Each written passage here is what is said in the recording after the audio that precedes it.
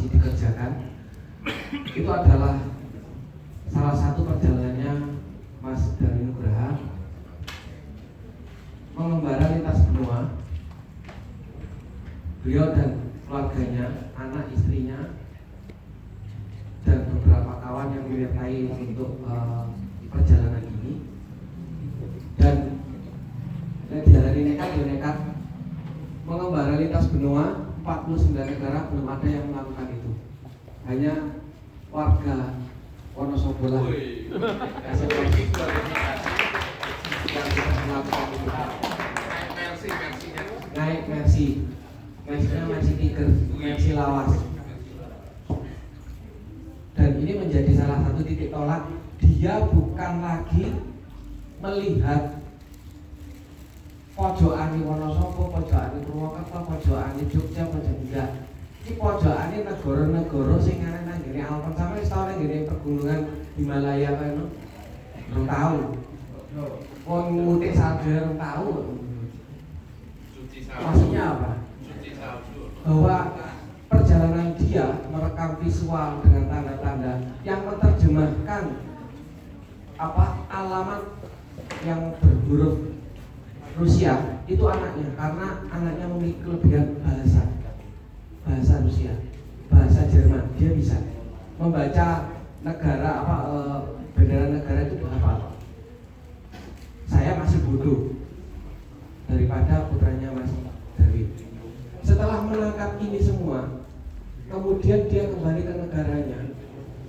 Ada satu saat dia bersama keluarganya ke Kota Tua, memfoto dan lain sebagainya. Terus ya ini mendokumentasikan, ketemu ternyata kok ada sebuah logo, siapa ini di baliknya.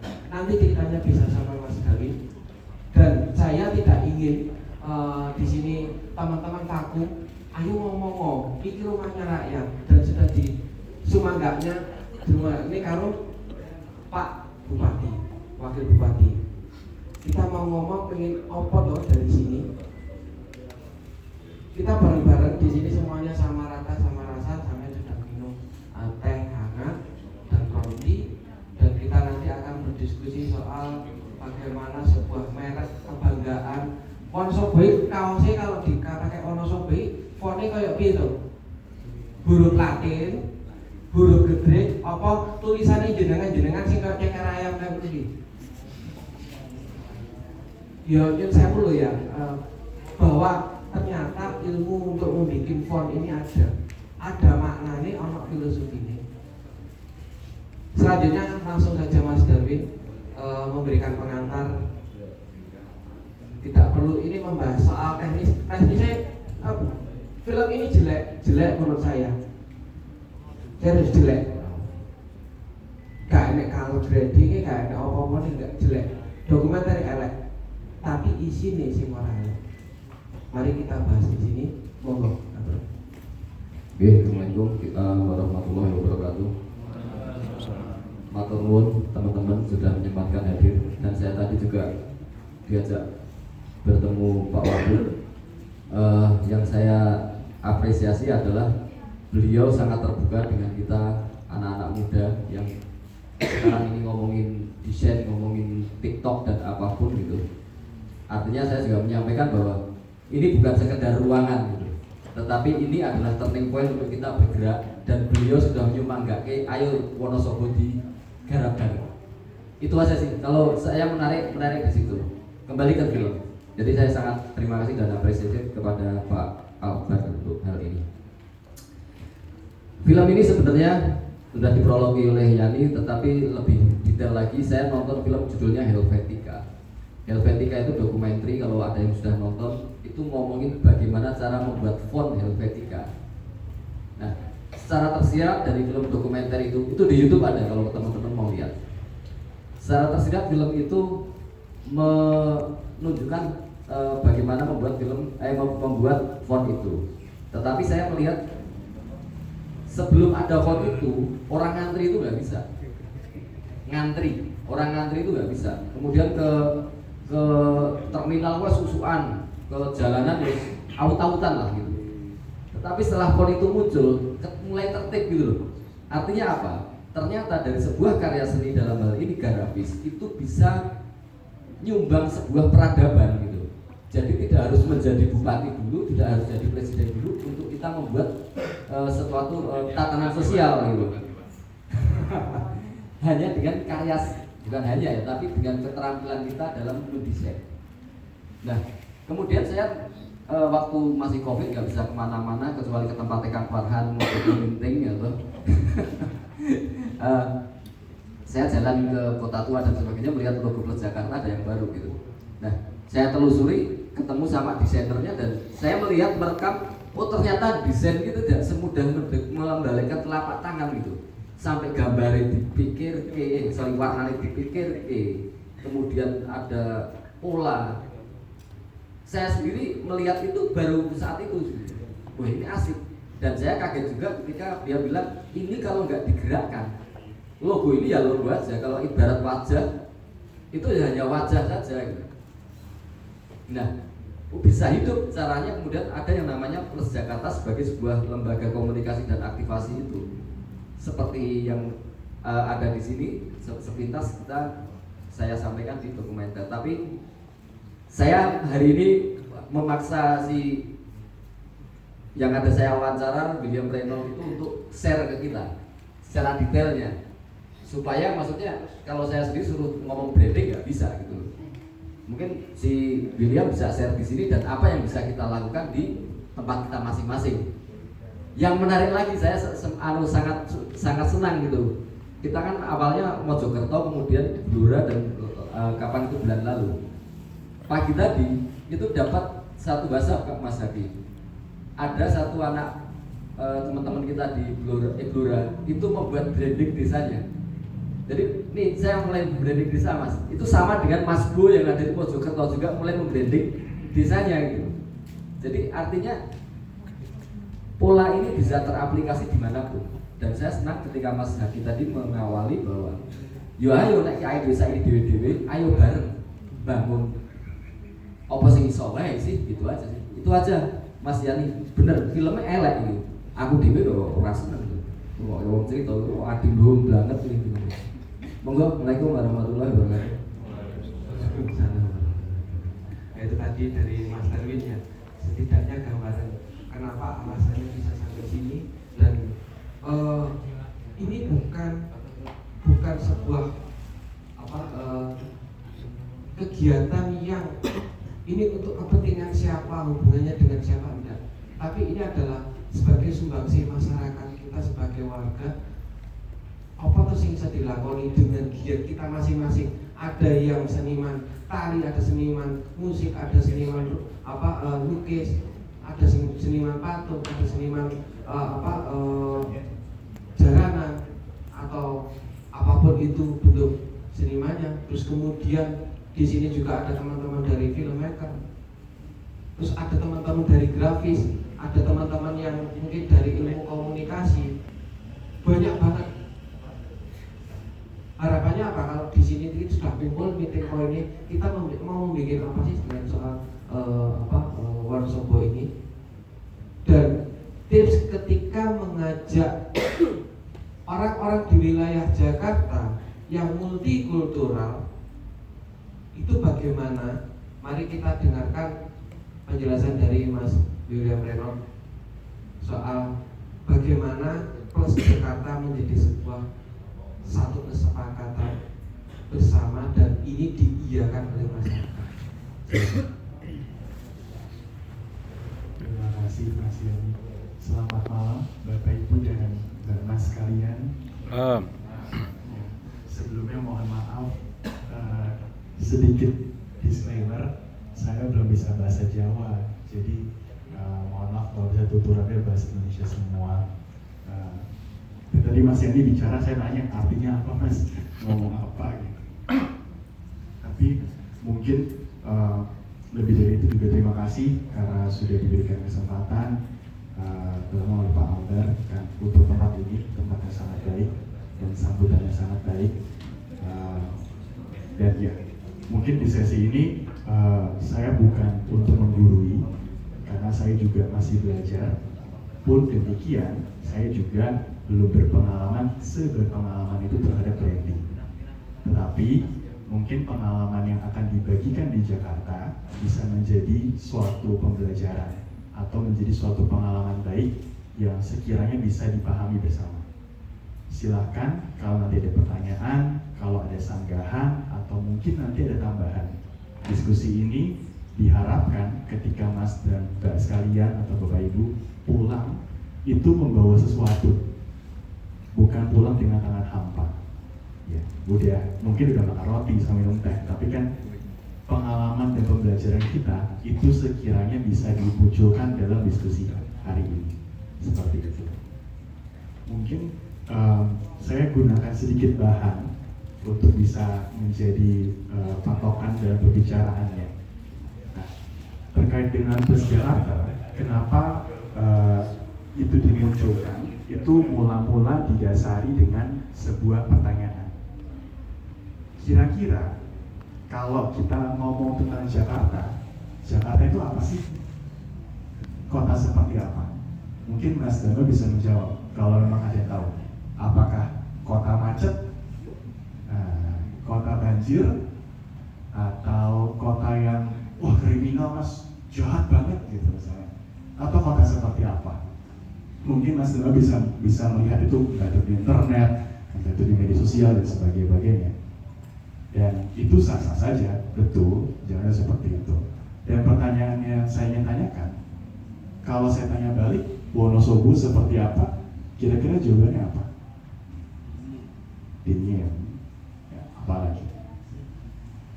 Atau mungkin nanti bisa dipikirkan saja. Tetapi itu jadi satu pertanyaan yang mula-mula itu ditanyakan sama orang-orang di Jakarta. Kira-kira kota kita nih, kota seperti apa sih? Kota yang ingin dikenal kota lain seperti apa? Kota yang ingin dipahami oleh orang di luar sana seperti apa? Bahkan kota yang ingin dikenal dunia seperti apa? Itu yang kira-kira ingin disampaikan. Nah, dari situ akhirnya pada saat itu Pak Gubernur saat itu, yaitu Pak Anies Baswedan, itu memvisikan kira-kira kota Jakarta sebagai kota yang kolaboratif. Kenapa? Gitu. Bukan untuk menjadi diskusi politik, nah sebenarnya mohon maaf, tapi mungkin ini sedikit background saja. Diskusinya adalah ketika kita bicara suatu kota, Jakarta itu kota yang sangat kejam, sadis, dan isi orang-orang itu sangat lantang, Mas. Artinya apa? Bisa dihitung setiap hari pasti ada demonstrasi di depan balai kota. Pasti. Demo kalau nggak di depan balai kota, depan DPR, depan istana itu pasti demo semua. Bahkan di media sosial pun setiap hari pasti akan ada selalu hal-hal yang dikritik oleh warga. Apakah itu sah? Sah saja, kita negara demokrasi. Tapi pertanyaannya, kira-kira apakah dengan kita hanya ngomong itu bisa mengubah kota? Belum tentu. Mungkin bisa tapi belum tentu. Dan prosesnya akan cukup lama. Nah dari situ Jakarta memvisikan sebagai kota yang kolaborasi, kerjasama, gotong royong. Artinya pemerintah nggak bisa berjalan sendiri, butuh warganya yang turun tangan, yang urun daya, yang mau turun bersama-sama bekerja. Gitu. Dulu disampaikan seperti ini, pemerintah itu hanya punya dua, kebijakan dan fiskal atau anggaran. Sedangkan ide kreasinya, ide kreativitasnya, gagasannya itu warga yang punya. Bicara sebagai contoh di Jakarta misalnya, kita ingin punya jalur untuk sepeda. Jalur sepeda itu efektifnya seperti apa ya? Apakah harus ada temboknya, ada pagernya, atau jalan saja? Diwarnain kah? Di sebelah kanan, di sebelah kiri, di tengah? Itu kan belum tentu pemerintah bisa memikirkan secara matang. Maka dari itu penting untuk mengajak siapa? Ya penggunanya, komunitas sepedanya, organisasi sepedanya yang diajak berbicara, yang diajak untuk ngobrol. Nah dari situ, itu visinya, kota yang kolaboratif, kota yang bekerja bersama-sama, membuka ruang untuk semuanya. Negara ini dibangun bukan hanya untuk orang-orang yang terpandang saja, dan negara ini dibangun bukan hanya oleh 1-2 orang, tapi semuanya. Kan republik ini muncul dari sekian provinsi yang bergerak bersama, sekian daerah yang bergerak bersama, bukan hanya dari Jakarta, tetapi disahkan dan mungkin diproklamirkan di Jakarta, seperti itu. Nah, makanya di Jakarta dengan visi tadi kita terjemahkan dengan visualnya, makanya muncul namanya Plus Jakarta. Kenapa namanya Plus Jakarta? Kenapa nggak Jakarta Plus? Karena kota Jakarta atau kota-kota lain sebaiknya menjadi kota yang mendukung komunitas yang bergerak, mendukung warganya yang bergerak, mendukung yayasan yang bertumbuh, sehingga jadi aktor kedua. Aktor pendukung bukan aktor utama. Kalau di film kan aktor utama yang dilihat, kan pendukung belum tentu terlalu dilihat, atau mungkin belum tentu dikenal. Nah, makanya kotanya nggak boleh sombong, harus rendah hati. Makanya dikedepankan kolaboratornya, warganya, komunitasnya di depan. Makanya siapapun plus Jakarta. Misalnya tadi contoh di akhir Mas Darwin plus Jakarta. Mas Darwin berkontribusi untuk Jakarta, membantu menyampaikan seputar jenama kota. Itu jadi satu bentuk kolaborasi.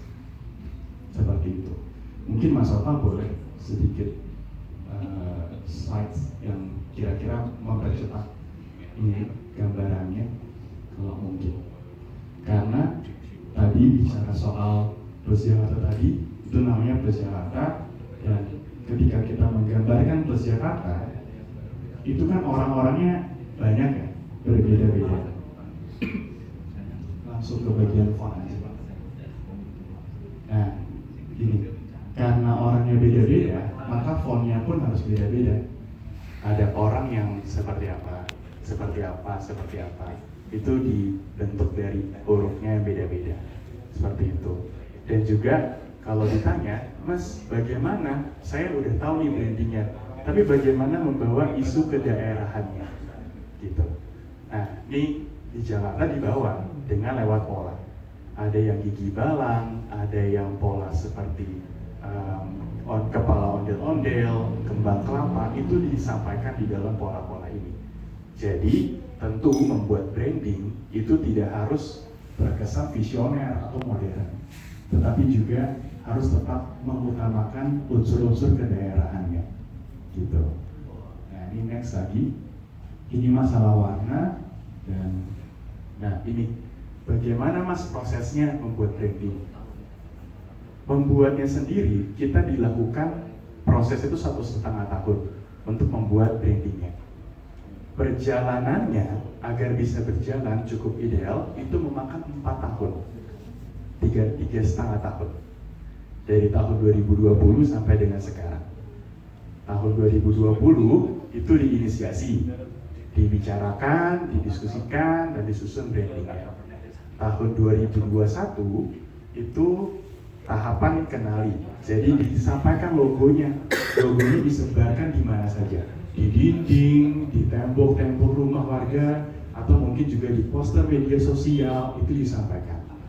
Lantas warganya mulai protes, ini logo apa ya, gitu, kok buang-buang anggaran nih Pemprov DKI Jakarta, buang-buang duit, gitu ibaratnya. Dari situ baru disampaikan tahap kedua, tahap kenali. Disampaikan apa sih pesannya, apa sih semangatnya, gitu. Kenapa namanya Plus Jakarta? Itu disampaikan. Setelah itu tahapan diuji. Disampaikan, wah ini cuma jargon aja. Kotanya ngomong aja, ini kotanya macet, banjir, semua masalah di sini, Jakarta ada banyak. Ini berarti cuma akal-akalan pemerintah aja bikin logo atau bikin slogan biar positif. Nah, dari situ kita hadirkan tahun ketiga, tahun rasakan. Artinya apa? Kita sampaikan tadi, kalau kotanya mau maju, mau berkembang, dan mau bertumbuh, ya ayo kita bergerak bersama-sama. Bukan berarti pemerintahnya malas, bukan. Tetapi pemerintahnya juga harus berusaha membantu dan mendorong inovasi dari warganya. Seperti itu. Dan tahun terakhir itu tahun resilience. Mas, ini kan produk politik. Di tahun tokoh politik tertentu nih. Nah, ini sedang diuji. Ini tahun resilient, tahun keberlanjutan. Bagaimana caranya logo ini atau jenama ini bisa tetap ada meskipun pejabatnya berganti? Itu yang menjadi tantangan. jangan sampai setiap kita membuat suatu produk itu harus selalu dikaitkan dengan tokoh politik. Masa setiap 5 tahun ganti? Coba kita lihat kota-kota dunia lain. Di New York, I love New York, tahan puluhan tahun. Seoul, itu tahan juga. Berlin, di kota Berlin. Kapan negara kita bisa buat branding di kotanya yang bertahan terus? Itu jadi pertanyaan. Nah, terus dari situ kita gerakin lewat media sosial untuk menyampaikan cerita tentang kolaborasi. Kolaborasi itu gampang, jadi gak usah repot-repot. Atau next lagi juga tentang bagaimana di mural, tadi yang saya sebut tentang di mural. Next di paling relawan aja, Roh. Nah, ini tentang acaranya. Jadi bagaimana kita Plus Jakarta ini mengadakan satu festival yang kira-kira acaranya diisi oleh komunitas. Jadi Mas dan Bapak Ibu datang ke acaranya, itu bukan panitianya yang buat acara, tapi disampaikan jam segini komunitas A buat acara ini, komunitas B buat acara ini. Ada kelas mendongeng, ada tarian Betawi dan sebagainya. Itu dibuat dan disusun. Jadi kita tugasnya menjahit, gitu. Itu yang kita lakukan di acara ini. Next, ini yang tahun 2022 sekarang. Di tahun ini kita tambahkan momen diskusi bersama dengan komunitas. Kita ajak, yuk tahun ini, tahun depan kita mau buat acara apa ya? Tahun depan kita ada kolaborasi apa ya? Seperti apa yang bisa kita lakukan supaya tidak putus di tahun itu. Kalau bikin acara bubar, ya udah, kitanya nggak maju-maju, gitu. Next. Nah, kalau ditanya, Mas ini berarti punya pemerintah? Jawabannya iya, punya pemerintah. Tetapi siapa penggeraknya, Mas? Apakah para bapak ibu PNS? Jawabannya bukan. Penggeraknya adalah warga sendiri, yaitu sifatnya relawan. Mereka tidak dibayar. Mereka bahkan mengeluarkan uang untuk transportasi mereka sendiri dan juga untuk biaya makan sendiri. Jadi mereka datang selama 4 bulan, mereka berdedikasi mengelola ini semua, termasuk acara tadi. Seperti itu. Jadi ternyata di kota yang ternyata dinilai semua nggak ada yang gratis, bos, itu ternyata ada orang-orang baik yang mau memberikan dayanya. Nah, mungkin kota ini juga bisa.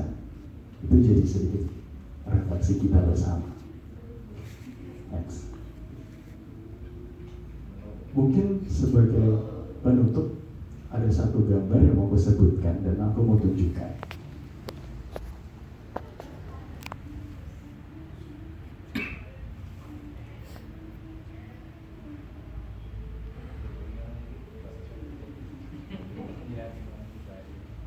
Nah, Bapak Ibu tahu ini siapa?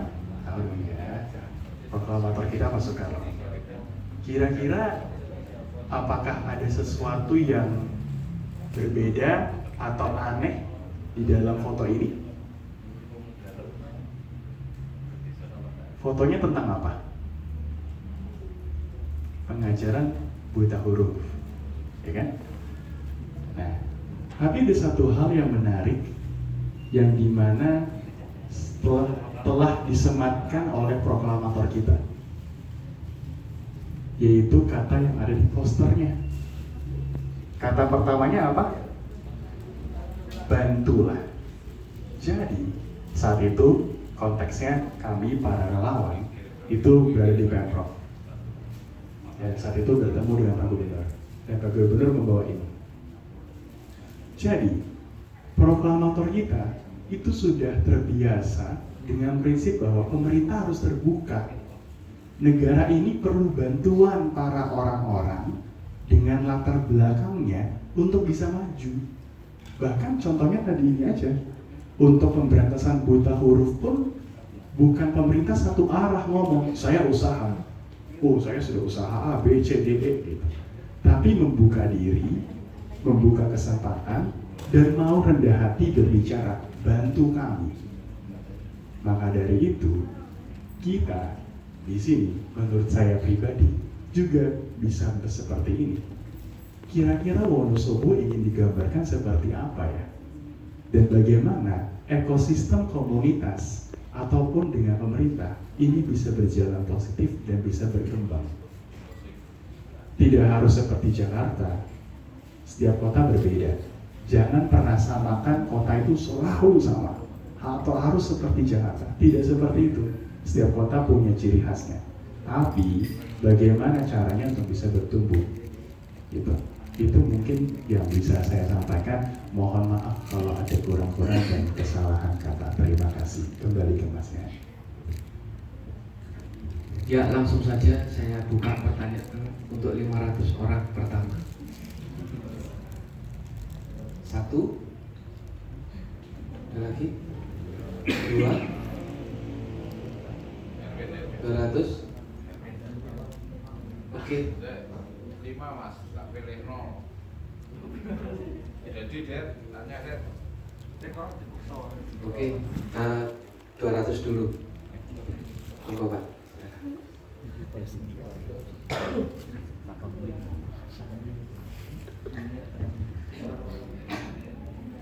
Assalamualaikum warahmatullahi wabarakatuh. Selamat malam. Terima kasih untuk Mas Darwin sudah menjadi pemantik untuk videonya. Perkenalkan, sebelumnya nama saya Indah.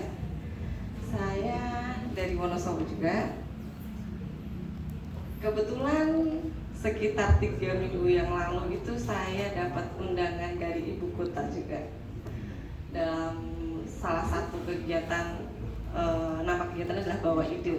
Bawa Ide ini adalah 100 orang yang terpilih dari seluruh Indonesia disatukan dalam satu kegiatan di ibu kota dari Sabang sampai Merauke dan luar biasa di sana. Dan saya terakhir ke Jakarta itu sebelum COVID sekitar tahun 2018 dan memang benar Jakarta itu seperti kebanyakan orang katakan, jadi tentang kemacetannya, crowded, panas dan lain sebagainya. Kemudian saya kemarin bermain di sana bersama teman-teman satu Indonesia dan ternyata sangat luar biasa. Jakarta ini gambaran dari kolaborasinya itu terlihat sekali. Jadi yang paling saya lihat adalah ruang publiknya. Ruang publik ini menjadi jembatan antara semua golongan. Jadi di ruang publik ini tidak ada lagi strata sosial ataupun strata pendidikan atau lain sebagainya. Di ruang publik itu semuanya netral. Nah, yang ingin saya tanyakan atau mungkin bisa sharing ya Mas, bagaimana sih cara membawa ruang publik ini untuk bisa lebih diminati oleh masyarakatnya sendiri? Karena sejujurnya di Wonosobo ini ruang publiknya sangat luar biasa. Dari saya merantau kemudian kembali ke Wonosobo itu ada satu spot favorit ruang publik yang saya suka itu namanya Taman Selomalik. Mungkin kalau berkesempatan ketika sore hari itu dia ada sunset yang sangat cantik di Taman Selomalik. Tetapi sangat disayangkan cukup sepi sih di sana. Untuk ke komunitas atau untuk kegiatan-kegiatan publik lainnya cukup sepi. Kemudian yang kedua pertanyaan saya adalah bagaimana sih cara menggabungkan komunitas-komunitas ini untuk bisa berkolaborasi dalam satu forum secara teknik? Maksudnya kalau misalkan secara teknik kan kadang itu lebih sulit ya. Saya ingin bertanya tentang itu karena di Wonosobo ini ada sangat banyak komunitas yang sebenarnya kita baru tahu. Seperti kemarin salah satu komunitas yang bekerja sama dengan kami, kolaborasi dengan kami itu namanya Komunitas Teman Penjelajah. Jadi ini komunitas anak-anak usia 3-7 tahun. Kegiatannya rutin setiap bulan, itu saya baru tahu. Ada lagi komunitas, sebenarnya kayak komunitas Wonosobo Runners, kemudian Wonosobo yang tentang komunitas berenang juga ada. Jadi banyak sekali ada komunitas di Wonosobo yang sebenarnya itu di luar Wonosobo atau di kota besar itu sudah ada dan itu cukup keren. Nah itu bagaimana sih secara teknis bisa berkolaborasinya itu seperti apa? Mungkin dari Plus Jakarta bisa memberikan sharingnya. Terima kasih. Langsung saja dijawab ya Mas. Apa ada dua? Baik, terima kasih Mbak Indah. Pertanyaannya, saya nggak lagi sedang skripsi. Oke. Terkait dengan ruang publik. Jadi di Jakarta itu punya konsep namanya ruang ketiga. Ruang pertama itu rumah, ruang kedua itu tempat beraktivitas sehari-hari seperti kantor atau sekolah atau kampus. Tapi ruang ketiganya itu biasanya dipakai di akhir pekan. Kalau di Jakarta, ruang ketiganya itu diserahkan ke private sector atau swasta, yaitu apa? Mall. Jadi sebagai contoh, Senin sampai Jumat itu rumah, kampus, tapi kalau udah Sabtu Minggu itu mainnya ke mall. Yang bisa main ke mall kan nggak bisa semuanya, hanya orang yang mungkin punya uang. Bagaimana kalau misalnya belum punya uang? Nah itu disediakan ruang ketiga, yaitu ruang publik. Tugas negara adalah itu, menyediakan ruang publiknya. Jadi bagaimana negara menghadirkan keadilan sosial itu dengan ruang publiknya. Kesetaraannya di situ yang bisa muncul. Nah harapannya setiap daerah pun bisa demikian, menyediakan ruang publik yang gratis. Siapapun dari yang dari strata sosial tinggi sampai dengan yang bawah pun bisa menikmati, tapi dengan kualitas yang baik. Nah itu yang sebetulnya cukup setuju sih memang. Dan bagaimana cara mengaktifkannya? Ini mulai nyambung ke yang kedua. Cara mengaktifkannya adalah dengan menggunakan satu wadah yang kira-kira paham teknis pemerintahan, tapi juga bisa mengerti kebutuhan komunitas. Kalau di Jakarta, Plus Jakarta peran itu. Jadi bagaimana menjembatani hal-hal yang sangat rumit, yang birokratis, yang sangat hierarkis, atau mungkin politis sekalipun. Itu harus dijembatani kepada warga yang ini gampang. Contoh kalau di Jakarta Bapak Ibu, kalau mau, atau mas-mas sekalian, kalau mau piknik dulu, itu minjemnya 30 hari sebelum. Jadi kalau minjem taman, itu 30 hari izinnya. Komunitas mau pakai pun mesti 30 hari, bahkan mungkin 2 bulan baru bisa dikasih izinnya. Itu kan sesuatu yang komunitas rasanya, wah males banget ya, terlalu birokratis nih gitu. Atau mungkin ada surat yang mesti dikasih, ada fotokopi ini, fotokopi itu. Nah itu yang kira-kira